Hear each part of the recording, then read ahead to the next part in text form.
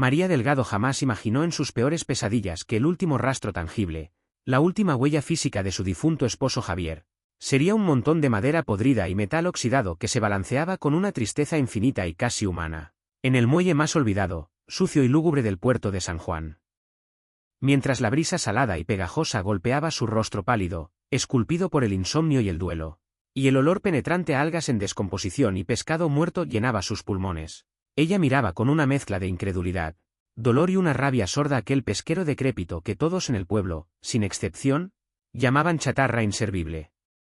La pintura azul, que alguna vez debió haber sido vibrante y llena de esperanza, un símbolo de libertad en el mar, ahora se descascaraba como piel quemada bajo el sol implacable de 1000 veranos crueles, revelando las heridas profundas de un casco que parecía haber perdido la batalla contra el tiempo, la sal y el abandono hace décadas. Los susurros de los pescadores locales, hombres de piel curtida como el cuero y manos callosas que habían conocido a Javier desde que era un niño, no ayudaban a calmar su angustia, pues decían entre dientes, escupiendo al suelo con desdén, que ese barco no valía nada, que era un insulto final, una carga inútil y cruel para una viuda que ya tenía suficientes deudas médicas acumuladas durante años de tratamientos fallidos y un corazón roto en 1000 pedazos. Sin embargo, en medio de ese coro de desaprobación, María sentía una atracción inexplicable, casi magnética y sobrenatural, hacia esa ruina flotante, una conexión visceral que no podía articular con palabras lógicas. No sabía que bajo esas tablas crujientes que amenazaban con romperse, ese motor silencioso cubierto de grasa vieja y esa apariencia de derrota absoluta, se escondía un secreto que había costado vidas, una verdad enterrada en el fondo del océano que estaba a punto de reescribir su propio destino de una manera que ni en sus sueños más salvajes o en sus pesadillas más oscuras podría haber concebido. Cuando sus dedos delgados y temblorosos rozaron por primera vez la madera astillada del timón, algo vibró en el aire estancado de la cabina, una promesa silenciosa y eléctrica de que la muerte de Javier no había sido el punto final de su historia, sino el comienzo violento de una búsqueda desesperada por la verdad y la redención.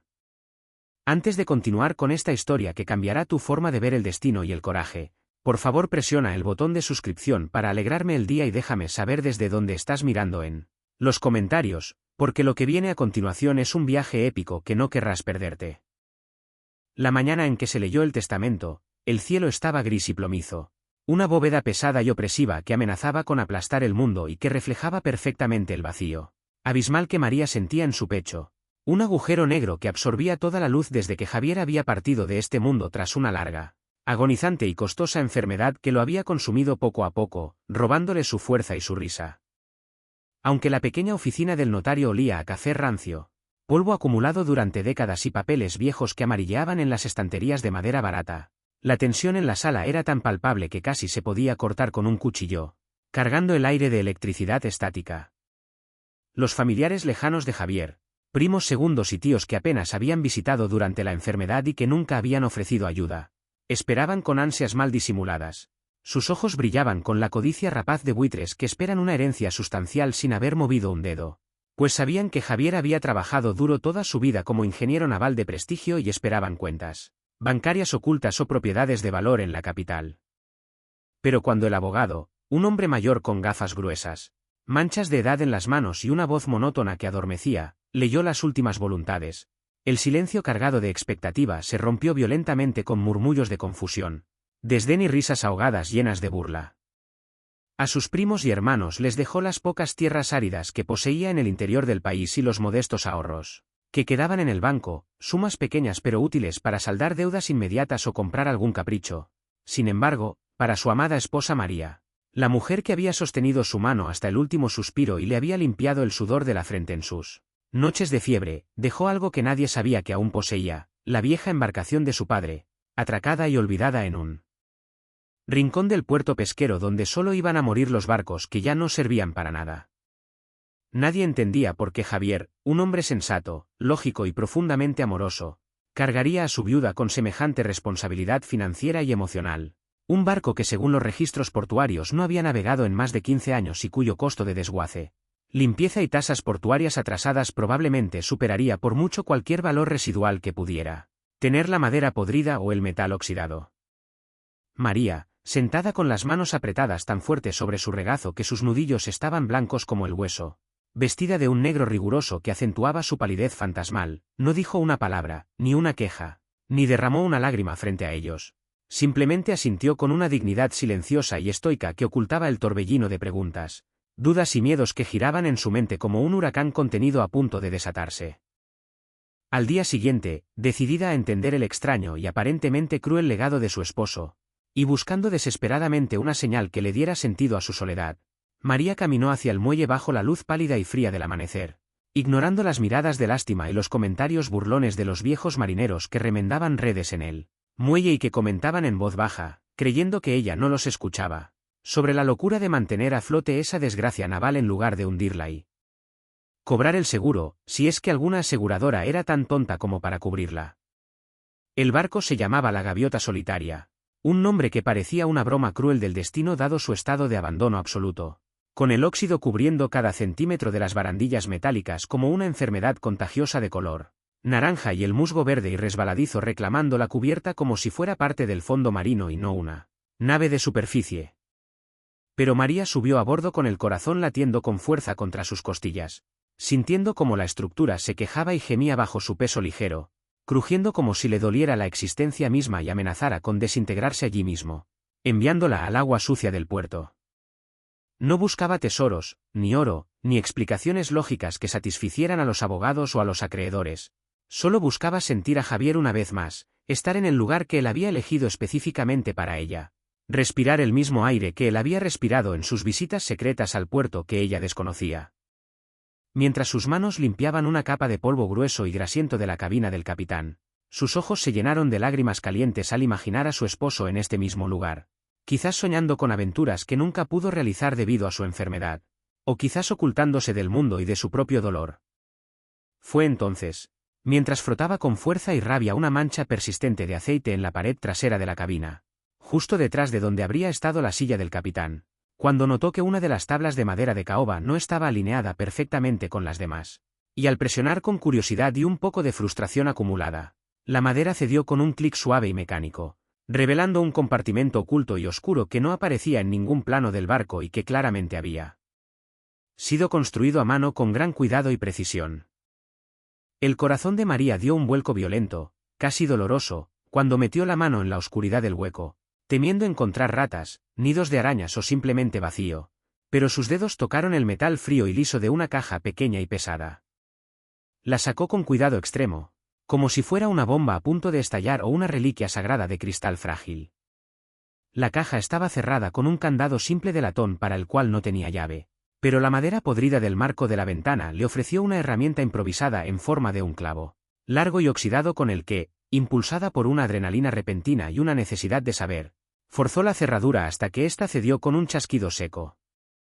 Al abrir la tapa, el olor a papel viejo, a tinta seca y a tabaco de pipa, el aroma característico y reconfortante de Javier que ella tanto extrañaba y que había desaparecido de su ropa, en el armario, la golpeó con tal fuerza emocional que tuvo que sentarse en el suelo sucio de la cabina para no desmayarse por la intensidad del recuerdo, sintiendo como si él estuviera allí, abrazándola.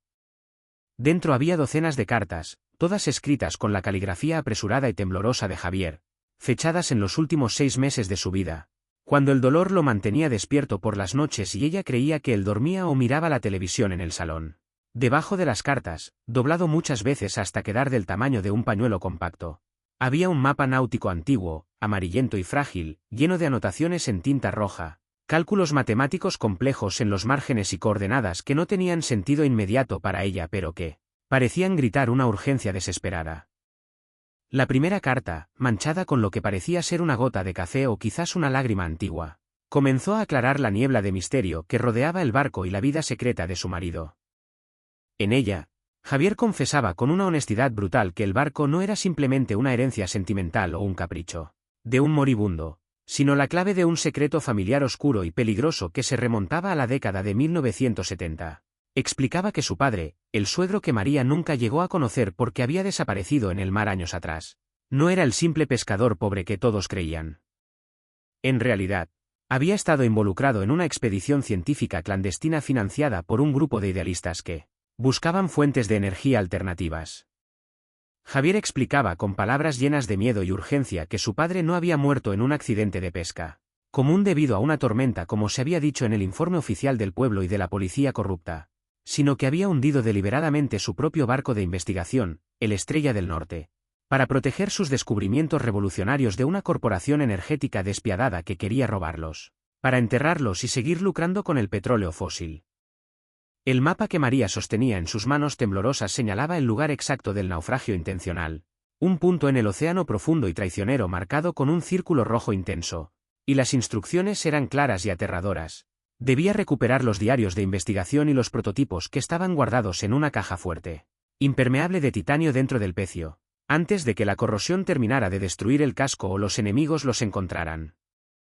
Javier había pasado sus últimos años reuniendo las piezas del rompecabezas, investigando archivos antiguos y preparando la gaviota solitaria en secreto durante sus supuestas salidas a pescar, reforzando el casco desde el interior con fibra de carbono oculta y comprando un motor nuevo que había camuflado bajo la carcasa del viejo para no levantar sospechas, pero su cuerpo le falló trágicamente antes de que pudiera emprender el viaje final, y ahora la misión, el legado y la verdad recaían pesadamente sobre los hombros inexpertos de María. El miedo inicial de María, un terror frío que le helaba la sangre y le hacía querer correr de vuelta a la seguridad de su cama vacía, se transformó lentamente, a lo largo de esa tarde solitaria en la cabina, en una resolución fría y dura como el acero templado. Se dio cuenta de que Javier no le había dejado un problema para hundirla, le había dejado un propósito para salvarla, una razón para levantarse cada mañana y luchar contra la tristeza paralizante que amenazaba con ahogarla. Recordó una noche, meses atrás, cuando Javier la había mirado con ojos febriles y le había dicho: María, eres más fuerte de lo que crees, algún día tendrás que creerlo tú misma. Ahora entendía que él la estaba preparando. Sin embargo, el desafío logístico y físico era monumental, casi imposible para una sola persona. Aunque el motor pudiera ser funcional bajo su disfraz de chatarra, el resto del barco necesitaba reparaciones urgentes y visibles para soportar una travesía a mar abierto de varios días, y María no tenía experiencia en navegación, ni en mecánica, ni en supervivencia, además de que sus recursos económicos eran limitados y se estaban agotando rápidamente con los gastos del funeral. Fue al banco local esa misma tarde, con la cabeza alta y los ojos secos aunque rojos por el llanto anterior, para solicitar un préstamo de alto riesgo poniendo su pequeña casa, su único refugio y patrimonio, como garantía total. Fue una decisión que hizo que el gerente del banco, un hombre calvo, sudoroso y desagradable llamado señor López, la mirara con una mezcla de incredulidad, lástima y desdén machista, advirtiéndole con una sonrisa falsa que estaba arriesgando su único techo por una fantasía de viuda loca y que el banco no dudaría en ejecutar la hipoteca al primer impago. María, sintiendo una oleada de valentía que no sabía de dónde venía, se inclinó sobre el escritorio y le dijo en voz baja que si él no aprobaba el préstamo, ella llevaría sus sospechas sobre las irregularidades en las cuentas del ayuntamiento, algo que Javier había mencionado de pasada, a la prensa. El señor López palideció y firmó los papeles con mano temblorosa. Con el dinero depositado en su cuenta, María comenzó la transformación radical de la gaviota solitaria y, sin saberlo, la transformación de su propia alma. Los días se convirtieron en semanas de trabajo agotador, físico y brutal bajo el sol abrasador del verano costero. María aprendió a lijar madera hasta que sus manos delicadas sangraron, se llenaron de ampollas y luego de callos duros que le daban orgullo. Aprendió a mezclar pintura marina tóxica que le quemaba la garganta y los ojos, y a entender el lenguaje complejo y mecánico de los pistones, las válvulas, los filtros de aceite y los sistemas hidráulicos. Hubo momentos de desesperación absoluta, como cuando el sistema de refrigeración del motor explotó, bañándola en agua hirviendo y aceite, y ella se sentó en el suelo a llorar, gritando al cielo porque Javier la había dejado sola con este monstruo de metal. Pero cada vez que estaba a punto de rendirse, encontraba una nueva carta o recordaba la sonrisa de su esposo, y se levantaba. Pasaba las noches leyendo manuales de mecánica, diésel y libros de navegación astronómica que había sacado de la biblioteca, devorando información con la desesperación de quien sabe que su vida depende de ello.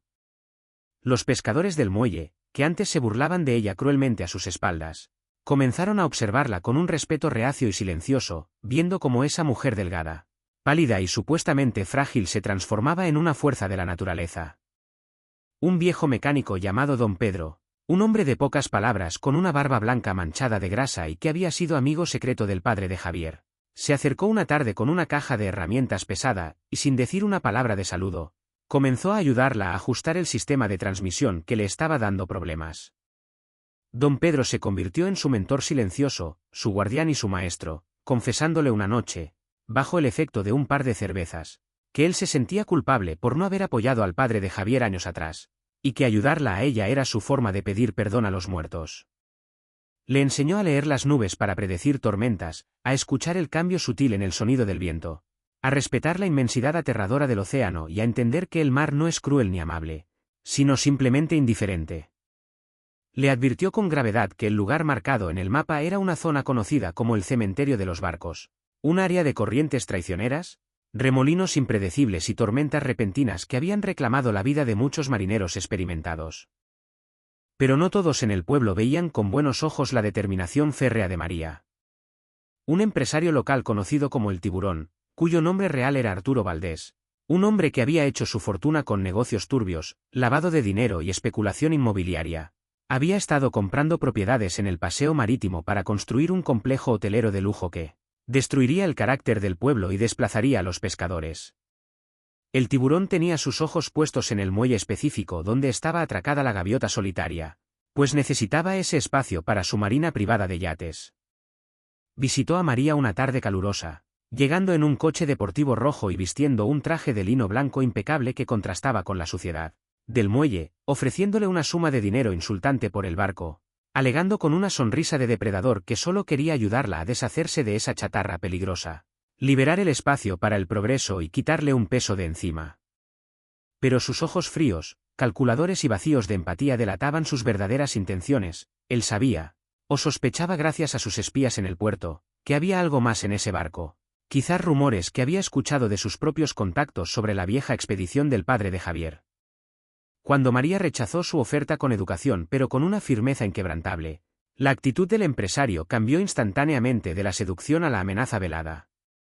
Se acercó demasiado a su espacio personal, invadiéndolo, y le susurró que las viudas solas a menudo sufrían accidentes lamentables, que el puerto era un lugar peligroso por la noche y que un incendio accidental podría resolver muchos problemas. En los días siguientes, la guerra psicológica comenzó. Sucedieron pequeños accidentes extraños y siniestros alrededor del barco, cuerdas cortadas casi por completo durante la noche para que el barco se soltara y golpeara el muelle, herramientas costosas que desaparecían misteriosamente, arena vertida en el tanque de combustible que María descubrió milagrosamente antes de encender el motor, y una vez, encontró una rata muerta clavada con un cuchillo en la puerta de la cabina con una nota que decía, «Vende o muere». Esto hizo que María, lejos de amedrentarse o huir, decidiera dormir a bordo con una barra de hierro pesada al lado de su catre y una linterna potente, vigilando su legado como una leona acorralada defendiendo a sus cachorros, transformando su miedo en una furia fría y calculadora. Durante esas noches largas y solitarias en el barco, mecida por el suave y constante oleaje del puerto, María leía una y otra vez las cartas de Javier hasta memorizarlas. Había una en particular que la hacía llorar cada vez que la leía, escrita con una letra casi ilegible por el dolor. En ella, Javier describía el momento exacto en que se enamoró de ella, no por su belleza, sino por su terquedad, por la vez que ella había defendido a un perro callejero sarnoso de unos niños crueles que le tiraban piedras en la plaza. «Tienes un fuego dentro de ti, María», escribía Javier, «un fuego que tú misma no ves porque has pasado la vida cuidando a otros, pero que yo siempre he admirado. Ese fuego es lo que te permitirá terminar lo que mi padre y yo empezamos. No tengas miedo del mar, ten miedo de no vivir tu propia vida, de quedarte en la orilla viendo cómo pasa el tiempo». Estas palabras se convirtieron en su mantra, en su armadura contra el miedo y la duda que la asaltaban en la madrugada. También descubrió, escondido en un doble fondo de la caja de herramientas de Javier, un diario de su padre, el capitán Delgado. Las páginas, frágiles y quebradizas por la humedad, detallaban los experimentos con turbinas submarinas capaces de generar energía infinita aprovechándolas corrientes profundas, una tecnología que, si se liberaba, podría arruinar a las grandes energéticas y cambiar el mundo para siempre, democratizando la energía. María comprendió entonces la magnitud de lo que estaba protegiendo. No era solo dinero, no era solo orgullo familiar, era el futuro de la comunidad y quizás del mundo. Finalmente llegó el día en que la gaviota solitaria estuvo lista para zarpar. Aunque por fuera todavía parecía un barco humilde y desgastado, una estrategia deliberada para no llamar la atención del Tiburón ni de las autoridades portuarias corruptas, Por dentro era una máquina fuerte, afinada y capaz. Estaba cargada con provisiones para 2 semanas, latas de conserva, garrafas de agua potable, bengalas, un botiquín avanzado y el equipo de buceo profesional que Javier había escondido meticulosamente en el sótano de su casa bajo lonas viejas y cajas de adornos navideños. La partida fue discreta, realizada bajo el manto de la niebla espesa de la madrugada, sin despedidas ruidosas ni celebraciones. Solo don Pedro, con su taza de café humeante en la mano y los ojos húmedos, levantó el brazo desde el final del muelle en un gesto solemne de despedida y bendición, murmurando una oración, mientras María guiaba el barco hacia la boca del puerto. Sintió como el casco cortaba las olas con una suavidad sorprendente y poderosa, respondiendo a sus manos en el timón como si el barco y ella fueran uno solo, un organismo vivo con un solo propósito. A medida que la costa se convertía en una línea delgada y gris en el horizonte y luego desaparecía por completo tragada por la bruma, María se sintió verdaderamente sola por primera vez en su vida, rodeada por una inmensidad azul que era a la vez hermosa, hipnótica y aterradora. El silencio era total, salvo por el ronroneo del motor, y tuvo que luchar contra el pánico instintivo que intentaba apoderarse de su garganta, recordándose a sí misma que cada milla navegada hacia el este era una victoria contra su antiguo yo y contra quienes la querían ver fracasar. La travesía hacia las coordenadas marcadas duró 3 días que parecieron años, dilatando el tiempo de una manera extraña. El primer día fue de una euforia extraña y maníaca, el sol brillaba, los delfines saltaban en la estela del barco jugando con la proa y María se sentía la reina del océano, capaz de todo. Pero el segundo día, la realidad del aislamiento absoluto comenzó a pesar como una losa. El silencio era abrumador, roto solo por el zumbido constante y monótono del motor y el golpe rítmico del agua contra el casco. María comenzó a hablar sola en voz alta para no perder la cordura, a hablar con Javier como si él estuviera sentado en la silla del copiloto, contándole sus miedos, sus esperanzas y pidiéndole consejo sobre la navegación. Empezó a ver cosas que no estaban allí, sombras en el agua, voces en el viento, la mente jugándole trucos por la falta de sueño y la ansiedad. En la segunda noche, el clima cambió drásticamente, como si el mar hubiera decidido ponerla a prueba. Una tormenta inesperada, de esas que no aparecen en los radares hasta que están encima, golpeó con una furia bíblica y despiadada. El cielo se tornó negro como la tinta de calamar y el viento comenzó a aullar como un animal herido y furioso. Las olas, que horas antes eran suaves colinas azules, se transformaron en montañas negras y espumosas de 5 metros de altura que se estrellaban contra el pequeño barco con la fuerza de un tren de carga, haciéndolo crujir y gemir. María tuvo que atarse al timón con una cuerda de seguridad improvisada, luchando físicamente contra la rueda para mantener la proa hacia las olas y evitar que el barco volcara y fuera engullido. El agua salada y la lluvia fría golpeaban su rostro como piedras afiladas, cegándola y congelándola hasta los huesos. En el momento más crítico de la tormenta, cuando un rayo iluminó el cielo revelando un muro de agua aterrador que se les venía encima, el motor tosió, tartamudeó y se detuvo abruptamente. El silencio repentino del motor fue más aterrador que el ruido ensordecedor de la tormenta. El barco quedó a la deriva, indefenso, girando peligrosamente de costado hacia las olas, expuesto al vuelco inminente. María, impulsada por el pánico puro y el instinto de supervivencia, soltó el timón y corrió, resbalando y cayendo sobre la cubierta mojada y resbaladiza, golpeándose las rodillas y los codos, hacia la sala de máquinas. Allí abajo, el olor a diésel y el calor eran sofocantes, un infierno en miniatura que se mecía violentamente. Con una linterna en la boca y las manos temblando violentamente por la adrenalina, identificó el problema, un filtro de combustible obstruido por la suciedad del tanque viejo que se había movido con la agitación del mar. Tuvo que desmontarlo, limpiarlo con un trapo sucio y purgar el sistema de aire, una operación delicada que requería precisión quirúrgica, todo mientras el barco se inclinaba 45 grados, lanzándola contra las paredes metálicas y magullando sus costillas hasta dejarla sin aire. «Ayúdame, Javier, maldita sea, ayúdame», gritó en la oscuridad, llorando de frustración, miedo y rabia. Y entonces, milagrosamente, al girar la llave de contacto, el motor rugió de nuevo, tosiendo una nube de humo negro pero cobrando vida con un ritmo constante. María volvió al timón, ensangrentada, con la ropa desgarrada y empapada, y logró enderezar el barco justo antes de que una ola gigante los engullera por el costado.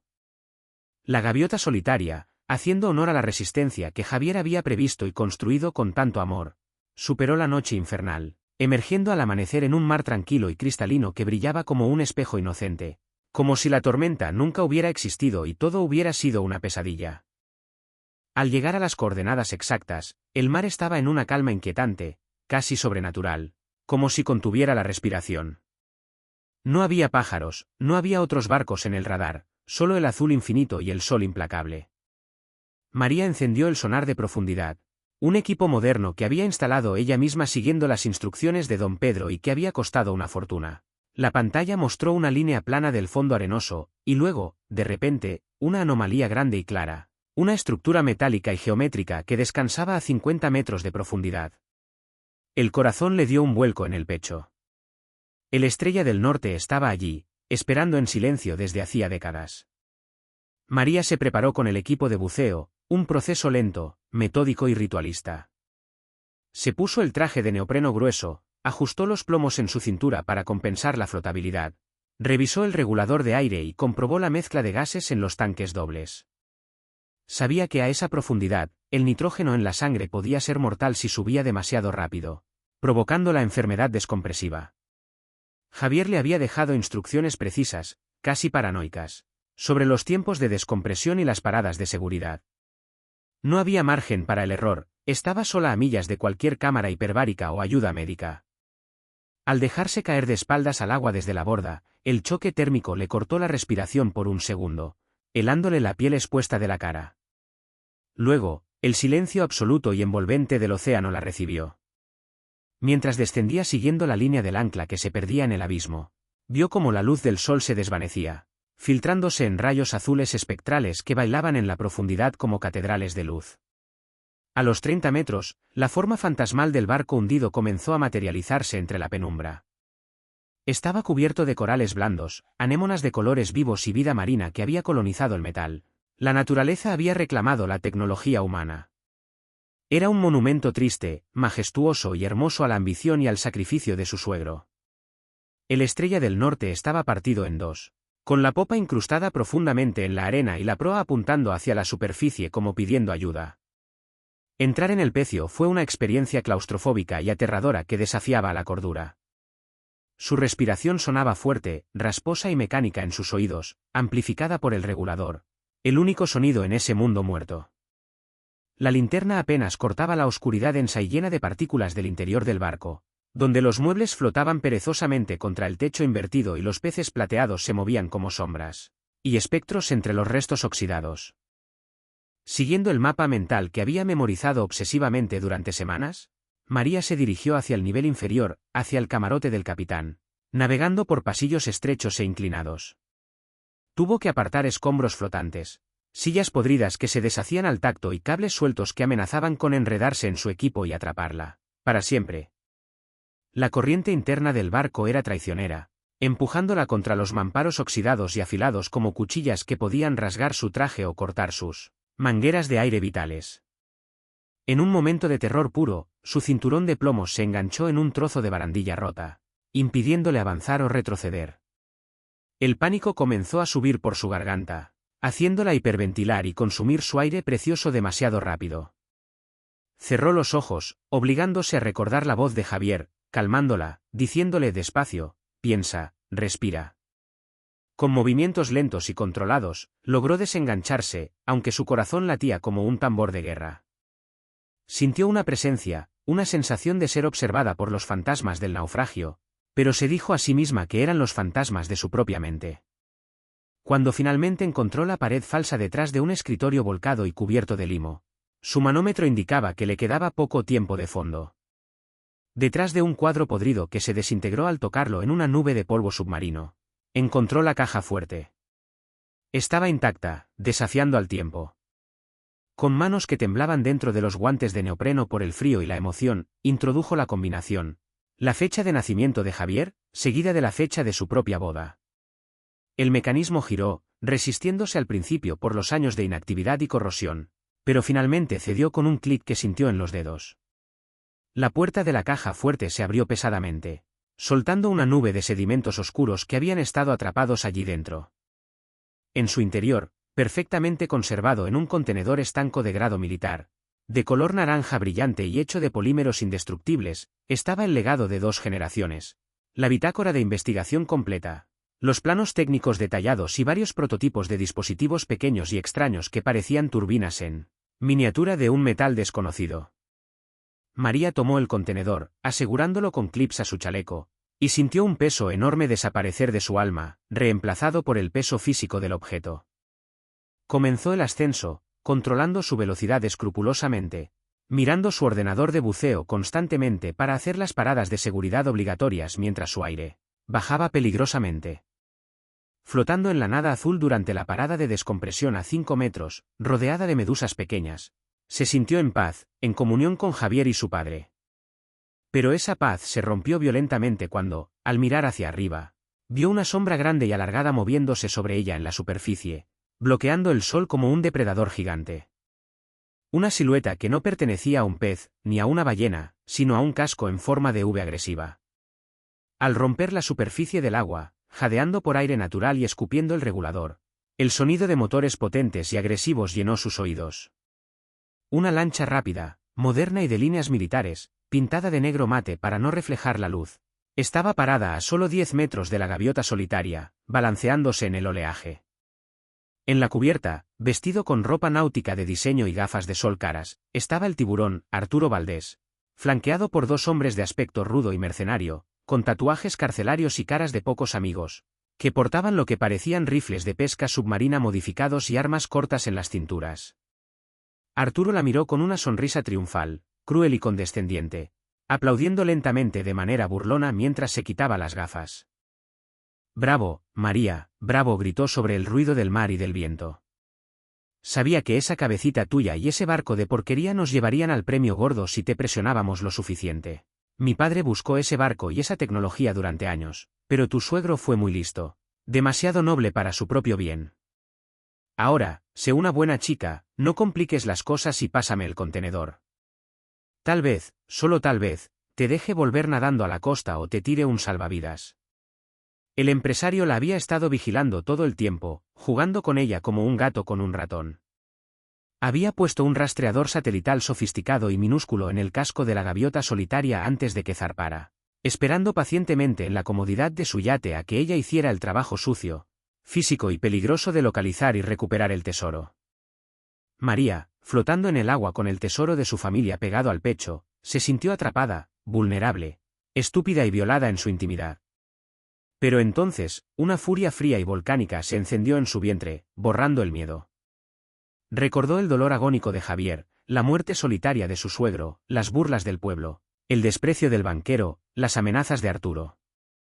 Recordó las palabras de la carta: «No tengas miedo del mar, ten miedo de no vivir». Se dio cuenta de que si entregaba el contenedor, Arturo la mataría de todos modos para no dejar testigos. «Vete al infierno, Arturo». «Esto no es tuyo», gritó ella, sorprendiéndose de la fuerza gutural de su propia voz, que resonó sobre las olas. «Mala elección, cariño, muy mala elección», respondió él con un suspiro teatral, haciendo una señal perezosa a sus hombres. Uno de ellos levantó el rifle de arpones y apuntó a su cabeza.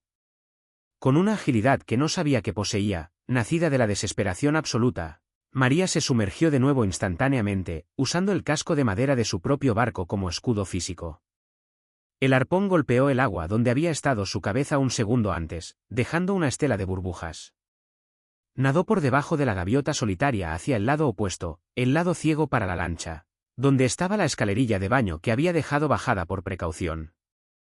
Subió a bordo con el corazón en la garganta, tosiendo y chorreando agua, y lanzó el contenedor dentro de la cabina protegida. Los hombres de Arturo estaban maniobrando la lancha ruidosamente para rodear el pesquero y tener ángulo de tiro. María sabía que no podía ganarles en velocidad en una carrera recta, ni en fuerza de fuego en un tiroteo. Pero conocía su barco, cada tornillo y cada defecto, y conocía el mar mejor que esos matones de ciudad. Y tenía un arma que ellos no esperaban ni en sus peores cálculos. Corrió hacia la caja de emergencias oxidada y sacó la pistola de bengalas, un modelo antiguo, pesado y de metal sólido. No apuntó a los hombres, sabía que probablemente fallaría con el movimiento del barco. Apuntó a algo mucho más volátil y grande. En la cubierta de la lancha de lujo de Arturo, Había varios bidones de combustible extra de plástico rojo que habían traído para la larga persecución, mal estivados y expuestos al sol directo, hinchados por los vapores. María, con el pulso firme de quien ya ha aceptado la muerte y no tiene nada más que perder, respiró hondo y apretó el gatillo. La bengala roja salió silbando con un sonido agudo, una estrella de fuego brillante en la mañana soleada. No golpeó los bidones directamente, pero impactó en la tapicería de cuero sintético de los asientos traseros, muy cerca de los vapores de gasolina que emanaban de los bidones calientes. El fuego prendió instantáneamente, alimentado por el material inflamable y los vapores. El pánico estalló en la lancha enemiga. Los hombres soltaron las armas, gritando, para intentar apagar el fuego con chaquetas y extintores inútiles antes de que alcanzara el combustible líquido. Arturo gritaba órdenes contradictorias, cubriéndose la cara, perdiendo toda su compostura de villano elegante. Ese momento de caos y distracción fue todo lo que María necesitaba. Saltó a la cabina, encendió el motor diésel que rugió fielmente como una bestia despertada, y dio gas a fondo, empujando la palanca hasta el límite. Giró el timón bruscamente hacia la lancha, no para embestirla y hundirse con ellos, sino para pasar rozándola y crear una estela de turbulencia masiva. La gaviota solitaria, con su casco pesado, profundo y reforzado, desplazó toneladas de agua, creando una ola artificial enorme que golpeó la lancha ligera y desestabilizada, haciéndola escorar peligrosamente casi hasta volcar mientras el fuego crecía descontrolado. María no miró atrás, aunque sintió el calor de las llamas en su nuca. Aceleró hacia el horizonte, hacia un banco de niebla denso que se veía a lo lejos, usando cada onza de potencia que el viejo motor podía dar, rezando para que no explotara. Escuchó una explosión sorda y grave a sus espaldas minutos después, seguida de una columna de humo negro y denso que subía al cielo, pero no se detuvo ni disminuyó la marcha. Sabía que Arturo y sus hombres tendrían botes salvavidas automáticos y radio de emergencia, sobrevivirían, lamentablemente, pero su persecución había terminado y su barco estaba destruido. El viaje de regreso fue una mezcla de adrenalina, paranoia extrema y agotamiento físico total. María no durmió en las 48 horas siguientes, bebiendo café frío, vigilando el radar obsesivamente, saltando ante cada sombra de nube, abrazando el contenedor naranja contra su pecho como si fuera un hijo recién nacido. Cuando finalmente vio las luces parpadeantes del faro del puerto de San Juan, rompió a llorar incontrolablemente. No de tristeza, sino de un alivio tan profundo y visceral que le dolían los huesos y los músculos. No fue a su casa a descansar. Fue directamente a la capitanía del puerto, con la ropa sucia y el pelo enmarañado, donde estaba la oficina de la Guardia Costera, y exigió ver al comandante regional. Luego llamó a un contacto de prensa de confianza que don Pedro le había facilitado antes de partir, un periodista de investigación de la capital famoso por su integridad que llevaba años intentando exponerla corrupción de las empresas energéticas y que había conocido al padre de Javier. Abrió el contenedor frente a las cámaras de televisión y a las autoridades federales, en una sala de conferencias improvisada y llena de gente. Al sacar los diarios y los prototipos, no hubo oro ni joyas brillantes. Hubo un silencio de incomprensión inicial. Pero los expertos científicos que examinaron los documentos confirmaron en las semanas siguientes lo que Javier y su padre ya sabían y por lo que habían muerto. Las patentes describían una tecnología de energía mareomotriz revolucionaria, limpia, barata y escalable, que el padre de Javier había perfeccionado décadas antes y que había sido su sentencia de muerte a manos de los lobbies del petróleo. La publicación de los hallazgos causó un escándalo nacional e internacional. La conexión de Arturo Valdés, el tiburón, con la empresa fantasma que originalmente había perseguido al padre de Javier salió a la luz gracias a los documentos encontrados en su lancha recuperada parcialmente.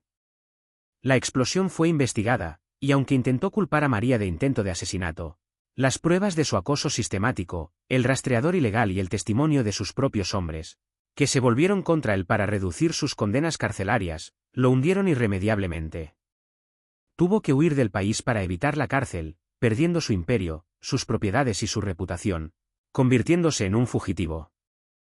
La tecnología patentada valía millones, quizás miles de millones.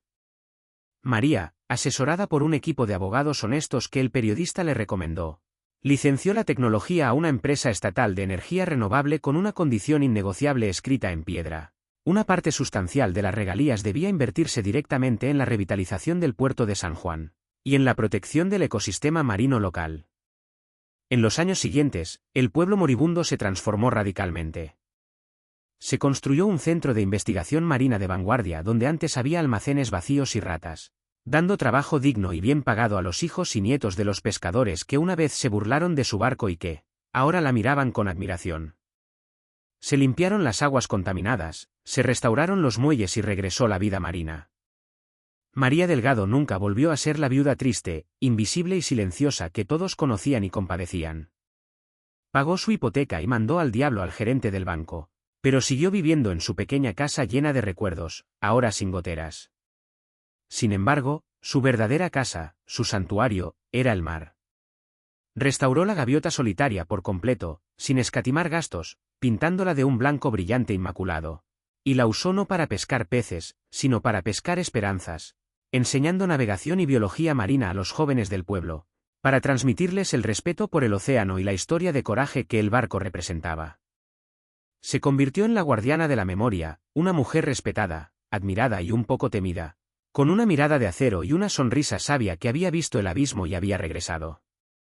A menudo, al atardecer, cuando el trabajo terminaba, María salía a la cubierta de su barco, con una taza de café caliente en la mano, y miraba hacia el horizonte lejano donde el cielo tocaba el agua en una línea perfecta. Sabía con certeza absoluta que había encontrado el verdadero tesoro. No era el dinero de la patente, que usaba generosamente para ayudar a otros, ni la fama local que a veces le resultaba incómoda, ni siquiera la dulce y fría justicia contra quienes la subestimaron. El verdadero tesoro era el descubrimiento de que dentro de ella, bajo las capas de miedo, dolor y sumisión, existía una capitana feroz capaz de navegar las tormentas más oscuras y vencer a los monstruos más grandes, tanto humanos como naturales. El amor de Javier, lejos de ser una carga pesada o un ancla que la ataba al pasado melancólico, había sido el viento constante en sus velas, el empujón final y necesario para descubrir su propia fuerza indestructible. Y mientras el sol se ponía, tiñendo el agua de oro y fuego líquido, María sonreía al viento, sabiendo que su viaje, su verdadero viaje de vida, apenas acababa de comenzar.